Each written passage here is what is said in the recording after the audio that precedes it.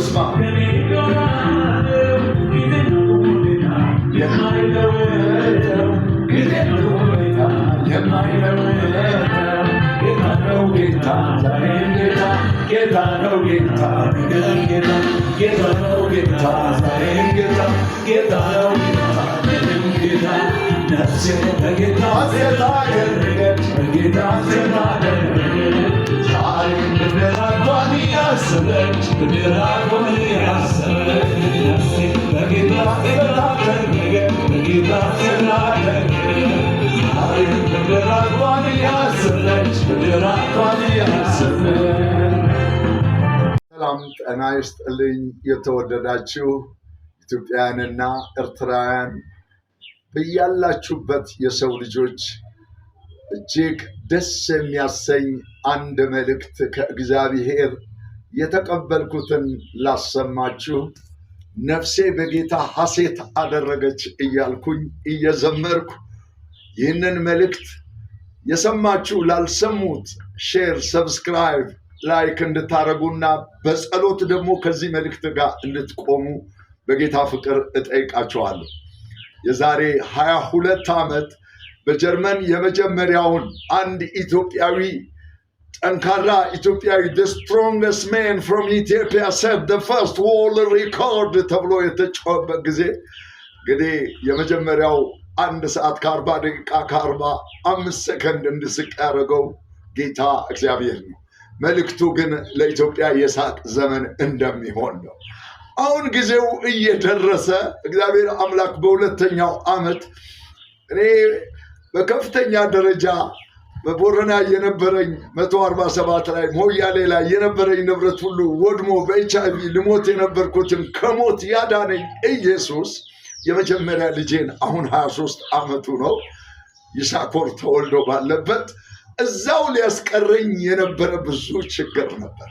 ግን እግዚአብሔር አምላክ በ3 ቀን ጾም ጸሎት እውነት ነው አፕል ኬክ የበላሁት እዛው ቅርቅር ያሰኛል ከምግብ በኋላ የሚቀርበው ዲዘርትና የኑሮ ምችት። ግን እንዲህ አለኝ እግዚአብሔር አገርህን ኢትዮጵያን እባርካለሁ፣ አንተንም በአገርህ እባርካለሁ። አፕል ኬክ በአገርህ ትበላለህ፣ ወደ አገርህ ተመለሳለኝ። ዛሬ እንግዲህ እውነት ለመናገር አፕል ኬክ መብላት ጀምረናል። በሚገባ አፕል ሀገራችን ላይ መብቀል ጀምሯል። በሚገባ አላወቅንም ነበር። ይኸውና ፍሬ የምንበላበት ዘመን ደርሷል። ታዲያ ምን ልላችሁ ነው? የዛሬ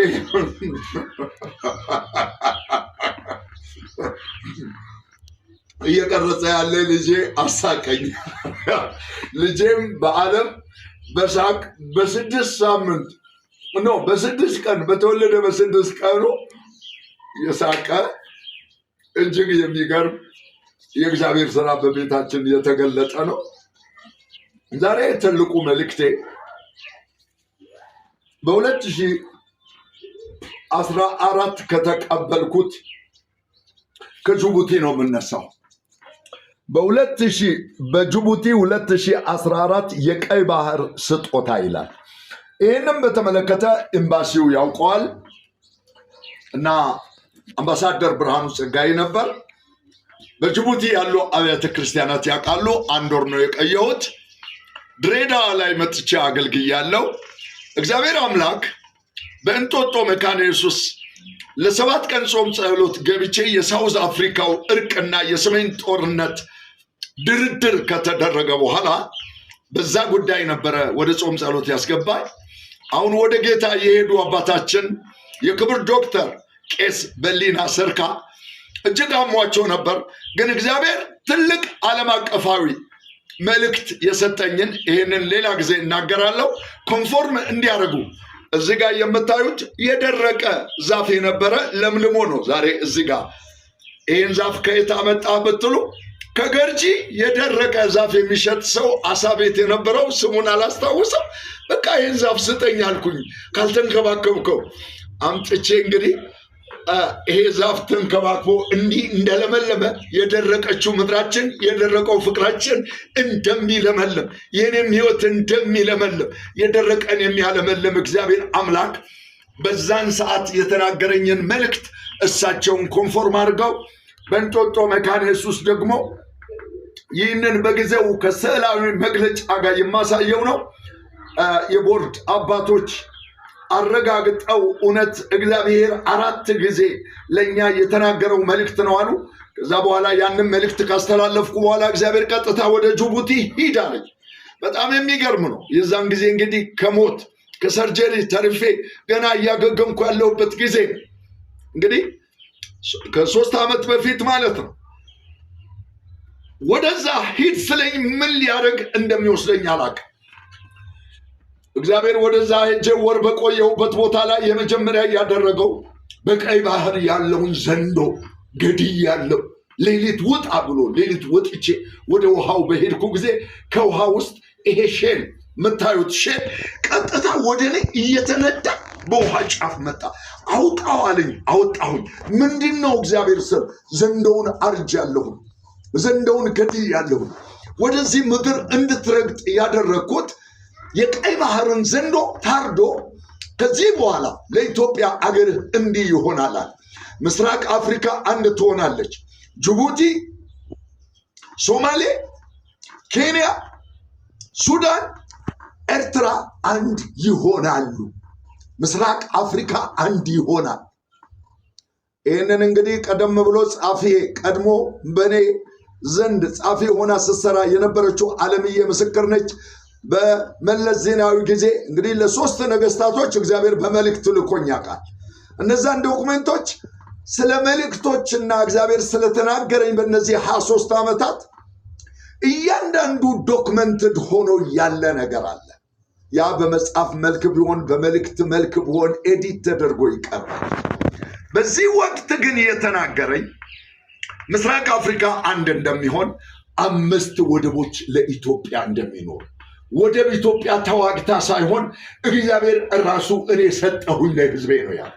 ስለዚህ የመጀመሪያው መልእክቴ በዚህ ለተወደዱ ለኤርትራ ሕዝቦችና መሪዋ ለተከበሩት ፕሬዝዳንት ኢሳያስ አፈወርቂና ለአማካሪዎቻቸው እዚህም ላለው ኤምባሲ በውጊያ አይደለም፣ እኛ ወንድማማች ነን። እንግዲህ በመጽሐፍ ቅዱስ ላይ ምሳሌ 6 ላይ የሚናገረውን ቃል አነባለሁ። ከመጽሐፍ ቅዱስ ብዙ ሁላችንም የማናምን ሙስሊም ብንሆን ክርስቲያን የምናምነው አንድ ነገር አለ። ጠቢቡ ሰለሞን እንግዲህ ከተናገረው እግዚአብሔር በሱ በኩል እግዚአብሔር የሚጠላቸው 6 ነገሮች ናቸው። 7ም ነፍሱ አጥብቃ ትጸየፋለች ይላል። ትዕቢተኛ ዓይን፣ ሐሰተኛ ምላስ፣ ንጹሕ ደም የምታፈስ እጅ። ትዕቢተኛ ዓይን የሚለው የመጀመሪያው የሰሜን ጦርነት የተነሳው በትዕቢት ነው። በኋላ አነብላችኋለሁ። ትዕቢት ደግሞ ከማን ነው የሚመጣው? ከአጋንንት ነው። ትዕቢተኛ ዓይን፣ ሐሰተኛ ምላስ፣ ንጹሕ ደም የምታፈስ እጅ።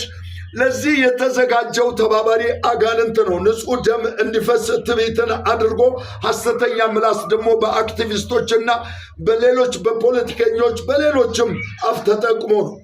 ክፉ ሐሳብ የሚያበቅል ልብ፣ ወደ ክፋትም የምትሮጥ እግር። ወደ ጦርነት የሚያስሮጠው ማን ነው ቢባል አጋንንት ነው። ደም ለማፋሰስ ነው። እና በሐሰት የሚናገር ሐሰተኛ ምስክር፣ በወንድማማች መካከል ጠብን የሚዘራ ይሄንን ነፍሱ ትጸየፋለች። እኛ ወንድማማቾች ነን። በወንድማማች መካከል ጸብ የሚዘራን እግዚአብሔር ነፍሱ ትጸየፋለች። ስለዚህ ጌታ እግዚአብሔር አምላክ ራእይን አሳይቶኛል። ቀድሞ ያለችው ጻፊ እንደምታውቅ ሃፒነስ ዩኒቨርሲቲ የተሰራው ካርታው በኤርትራና በኢትዮጵያ አንድ አድርገህ ስራ ነው ያለኝ። በወቅቱ የነበረው የጠቅላይ ሚኒስትር መለስ ዜናዊ መንግስትና የነበረው ደህንነት ይህም ቢያይ እኮ እኛን ይቃወመናል ብለን ያንን ዲዛይን ሰርተን ደብቀን አስቀመጥ ነው። በእግዚአብሔር ጊዜ ይሰራል። ኤርትራና ኢትዮጵያ አንድ ይሆናሉ። አሁን የሚታወጀው ጦርነት ወይም እናረጋለን የምትሉትን እርቅ በእውነት ልንገራችሁ፣ እግዚአብሔር አምላክ ቀድሞ አሳይቶኛል። ወደብ ላይ እዛ ሆኜ ተናግሮኛል። ይህን መልእክት ለሚመለከተው ክፍል ለማቅረብ እየተዘጋጀው እያለው ነው። አሁን ጦርነት ተብሎ ሰዎች እንደውም በቅርቡ ሲያወሩ ነበር። በግድቡ መጠናቀቅ ማግስት ላይ ወይንም በዛ ወቅት ጠቅላይ ሚኒስትር ዶክተር አብይ የተናገሩት ንግግር ለጦርነት የሚቀሰቅስና እሳቸው ለጦርነት የተዘጋጁ ይመስላል። ጦርነት ሊነሳ ነው ብሎ ብዙዎች ከዛም በኋላ ያው አክቲቪስቶች እንደ ሕፃን አድርጎ ጠቅላይ ሚኒስትር ዶክተር አብይን ያው የሚያደርጉትን ነገር እያደረጉ አይኔ ያያል። ሆኖም ግን እግዚአብሔር ለእኔ ያሳየው 2 ዶሮዎች ሊዋጉ መጥተው እግዚአብሔር አምላክ ተዋግተው እንዳይወድቁ ተባልተው እንዳያድቁ ጣልቃ ሲገባ ነው ያየሁት። ይህ ማለት ምን ማለት ነው? ጦርነት አይሆንም። እግዚአብሔር አምላክ የሰላም አምላክ ነው። የሰላምም አምላክ ሰይጣንን ፈጥኖ ከእግራችሁ በታች ይቀጠቅጠዋል ተብሎ ጽፏል። በኢየሱስ ስም ይህን ጦርነት ከልክያለሁ። ይሆናል ወይ? አዎ ይሆናል። አንተ ማነህ? እኔ ከሞት የዳንኩ እግዚአብሔር በጆሮዬ ቀጥ አድርጎ የነገረኝ ታላቅ ነቢይ ነኝ። ለዚህ ምን ማስረጃ አለ?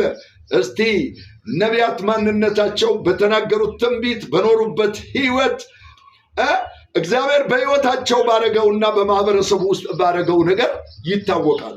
ልክ ነው። እግዚአብሔር አምላክ ቅንጅትንና ኢህአዴግን ሊያስጠርቅ ወደ ኢንጂነር ኃይሉ ሻወል ልኮኝ አስታርቆ ያውቃል። የአሜሪካ ኤምባሲ ግን ለእርቅ ጉዳይ ሲሄድ you are too late ነው ያለችኝ ካልቸራል አታቼ I'm not late still I'm on the right time of God speaking about the word of God and peace በሚገባ አሁንም ሌት አይደለሁም። የዛኔም ሌት ነው ያሉት አሜሪካኖች እውነት እንደ አሜሪካኖች አይደለም፣ እንደ ጀርመኖች አይደለም፣ እንደ ተባበሩት መንግስታት አይደለም፣ እንደ አፍሪካ ህብረት አይደለም፣ ወይንም እንደ ጠቅላይ ሚኒስትሮቹና እንደ ፕሬዝዳንቶቹ መመሪያ እንደ ጦር አዛዦቹ አይደለም። እግዚአብሔር በወደደ ጊዜ ጣልቃ ይገባል፣ ከኋላ ተነስቶ ይቀድማል። ስለዚህ ጦርነቱ አይሆንም ብያለሁ። እኔም እንደ እግዚአብሔር ሰው ከልክያለሁ። እምቢ ብሎ ግን በአመፃ ቢሄዱ ሰዎች ዋጋ ይከፍላል። ሰዎች ዋጋ ይከፍላል። ለደም ማፍሰስ ይሮጣሉ፣ ይሸነፋል እንጂ አያሸንፉ። ይሄ ማለት ፖለቲከኛ ሆኜ አይደለም፣ ተከፍሎኛ አይደለም። እውነትን እናገራለሁ። እግዚአብሔር የፍቅር አምላክ ነው። ሰሜን በልዩ ሁኔታ ያድጋል። እግዚአብሔር የተናገረው ትንቢት አለ።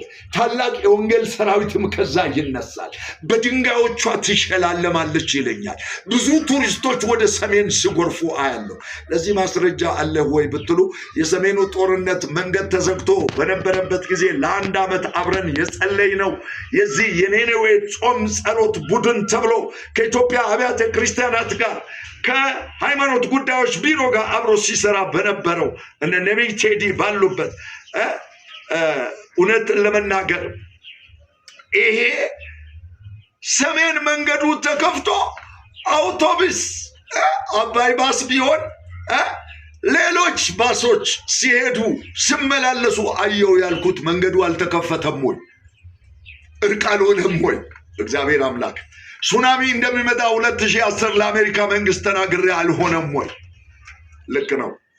ፍልስጤምንና ጋዛን እንኳ እግዚአብሔር አምላክ የእርቅን ጊዜ ሰጥቶ ያውቃል አያውቅም? the first man on the planet ብሎ ፕሮፌሰር ሃይም ኮል እግዚአብሔር አምላክ አንድ አላረገም ወይ? ቦረናና የኢህአዴግ መንግስትን ሊዋጋ ስል ከጀነራል ሀየሎም ጋር እርቅ አልተፈጠረም ወይ? በጣም ብዙ የእርቅን ስራ እግዚአብሔር ሲሰራ ቆይቷል። አሁንም ጆሮ ያለው ይስማ። መለከቱ የተነፋው የመቀስቀስ፣ የመስማት፣ የመመለስ፣ የእልልታ፣ የፍቅር ነው። እምቢ ለምን ግን ወደ ጥፋት የሚገሰግስበት። ስለዚህ ወገኖቼ እግዚአብሔር አምላክ እንዲህ አይነት ነገርን አሳየኝ። እንግዲህ በጅቡቲ እግዚአብሔር አምላክ ካሳየኝ 2ቱን ነው የምነግራችሁ። 3ኛውን ግን በፕሬስ ኮንፈረንስ ብዙ ሚዲያን ጠርቼ ለምድራችንና ለዓለም የማወጅበት። እውነት ለመናገር እግዚአብሔር አምላክ በዚህ ጦርነትና በሌላው ዙሪያ ጳጉሜ 1 13 2017 ይሄ ዓመት ሊገባ ስል እንዲህ አለኝ። በዚህ ጉዳይ በልሳን እየጸለይኩ በመጀመሪያ የዛሬ ቀድሞ ያየሁት የትግራይ ሰማይ ላይ የነበረው ይህ እንግዲህ የትግራይ ጦርነት ሲነሳ ቀስት ተወድሮ አይቼ ነበር። ለማስታረቅ ሁሉ ሞክረን ነበር። ከአቅማችን በላይ ሆኖ ሰዎች ሁሉ አምፀው ሆነን ለመናገር ለአቶ ጌታቸው፣ ለዶክተር ደብረጽዮን እንዲሁም ደግሞ አሁን የተባበሩት መንግስታት ላይ የጤና ክፍል ፕሬዝዳንት ለሆኑት በዛን ጊዜ የጤና ጥበቃ ሚኒስትር ለነበሩት ለሚቀርቡኝ ለዶክተር ቴድሮስ ሁሉ መልእክት ልኬያለሁ። በተኛሁበት እንባዬ ይፈስ ነበር፣ ግን በአመፃ ነው ጦርነቱ የተካሄደው። እንግዲህ ምን ታያለህ? እግዚአብሔር ሰማይ ላይ የነበረውን ቀስት ተነስቶ እንደ አዲስ አበባ ላፍቶ ላይ ብርጭቆ ፋብሪካ አይነት ጭስ ወደ ሰማይ ሲወጣ አየሁኝ። ጌታ ሆይ ይህ ምንድነው ስለው ህዝቡ ወደ ስራና እድገት ኢንዱስትሪ እመልሳለሁ፣ እኔው መልሼ አድሳለሁ፣ እንባቸውን ለቅሷቸውን ወደ ደስታና ምስጋና እቀይራለሁ፣ ልባቸውን ለውጬ ለወንጌልና ለእድገት እጠቀምባቸዋለሁ ይላል። ከዛ በኋላ በጸሎት ላይ እንዳለው እንግዲህ ይሄ ኤርትራን ጭምር የሚያካትት ነው። በራእይ እግዚአብሔር አምላክ በጣም የሚገርሙ በሸክላ የተሰሩ ህንፃዎችን ነጮች እየገረማቸው መንገዱን አካባቢውን ሲጎበኙ ነው ማየው። ሰሜን በድንቅ ቱሪዝም ስትጎበኝ ነው ያየሁ። በድንቅ ኢኮኖሚ እንደገናም በትግራይ ላይ ነዳጅ ሲወጣ አይቻለሁ።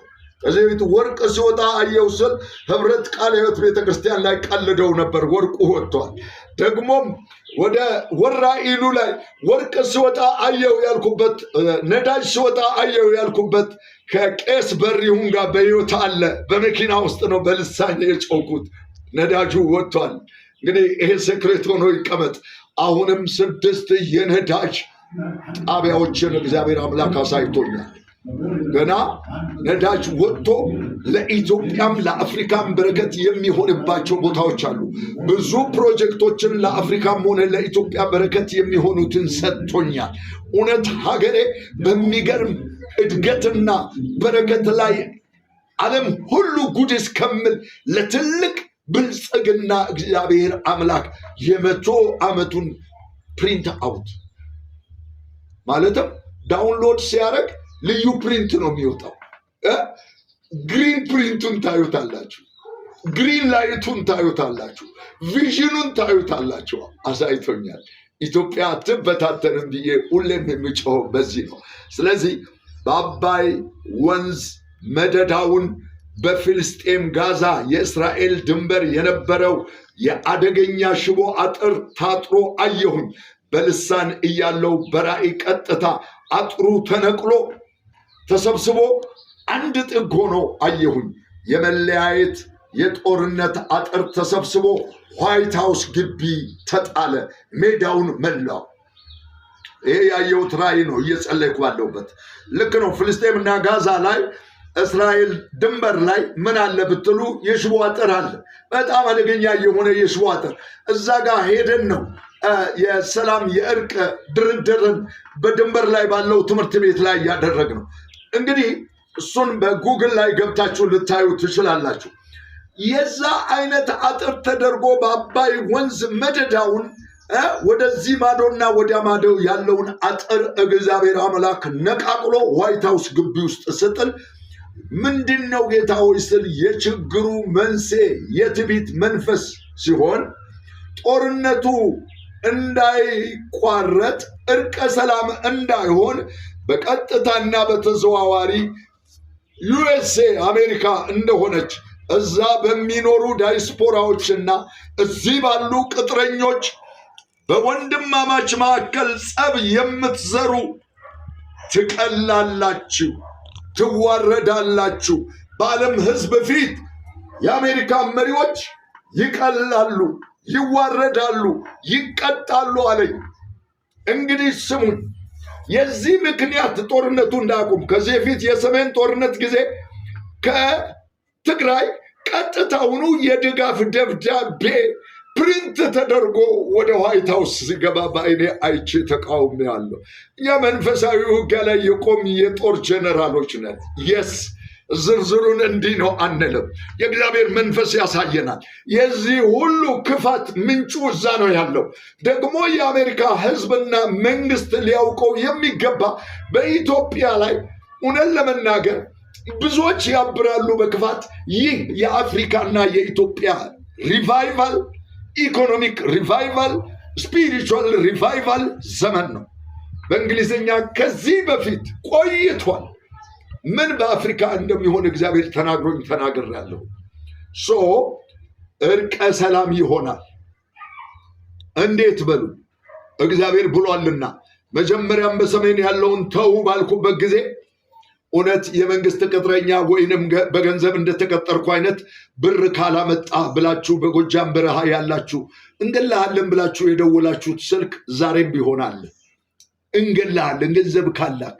ወንድም ወንድሙን ለመግደል የተነሳበት ዋነኛው ምክንያት ጦርነት በጦርነት ልንሆን የቻልንበት ምክንያት ጣዖቶቻችን ናቸው እንጂ ዶክተር አብይ ወይንም ጠቅላይ ሚኒስትሩ አይደለም።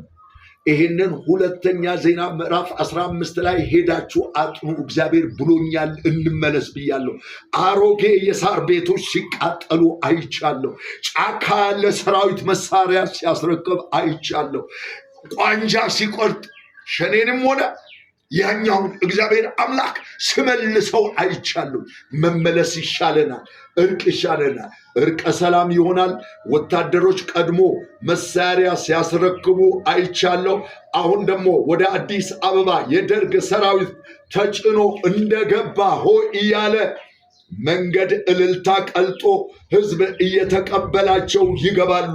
ፋኖም ሆነ ማኖም ሽፍታ ሁሉ ከጫካ ሰፈሩ ነፃ ይሆናል። ጫካና ሰፈሩ ነፃ ይሆናል። ወደ ስራ ይመለሳል።